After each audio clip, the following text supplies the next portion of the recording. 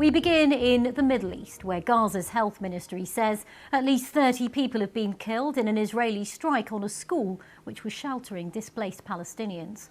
Israeli missiles hit the Khadija school compound in Deir al-Balah in the centre of Gaza. It had been housing Palestinians who'd been forced to flee their homes since the war began. The Israeli army says the strike was targeting a Hamas command and control centre which was inside the school.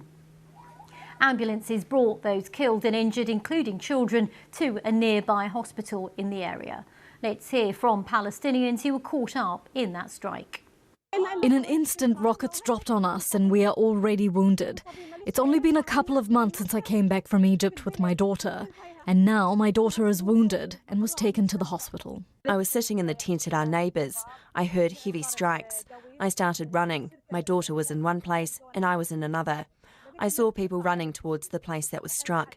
The people sheltering in Khadija's school are all wounded and they are innocent, and this should not have happened to them.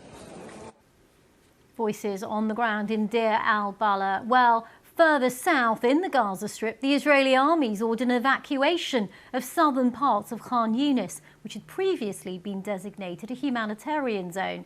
This is a map of where Palestinians have been ordered to move. Now, the military says the evacuation was in response to rocket fire. Our correspondent Mark Lowen's been monitoring developments from Jerusalem. Yeah, these were Israeli missiles that fell on that school compound in central Gaza this morning, Rajini, and the BBC has verified footage from the aftermath of the attack that shows that some of the victims were children. I've watched other footage as well that show women and children bloodied, being rushed in ambulances to the nearby hospital. Now, the Gazan Health Ministry has said that at least 30 people have been killed in that attack.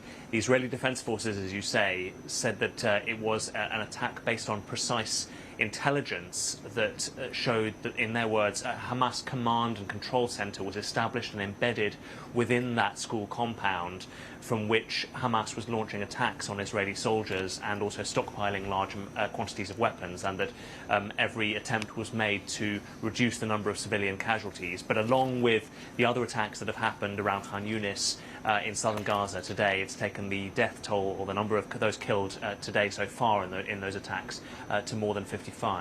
And Mark, you mentioned Khan Yunis. We also mentioned in my introduction about how the Israeli army has an evacuation order for southern areas of Khan Yunis. These are areas, of course, that were previously designated as humanitarian zones, but the army is saying that this is all in response to rocket fire. So what more do we know about what's happening there? Yeah, well, this is a strip of territory. It's actually called al-Mawasi. It's on the outskirts of Khan Yunis. It's a coastal strip, which is just 16 square kilometres, 10 square miles.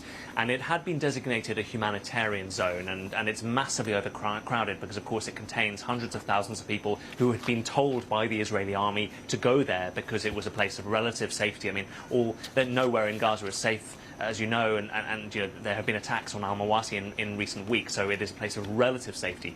What the Israeli Defense Forces have now said is that they have adjusted the border of the humanitarian zone in that area because they say that Hamas is operating in a corner of it and launching attacks on Israeli soldiers. So they have basically reduced the size of the humanitarian zone and dropped flyers and sent messages to people telling them to move that area. It's the second time in a week, Rajini, that the Israeli Defense Forces have adjusted the boundaries of that humanitarian zone. Last week they did so just before an operation by IDF soldiers there in order to retrieve the bodies of 5 Israeli hostages seized by Hamas on the 7th of October.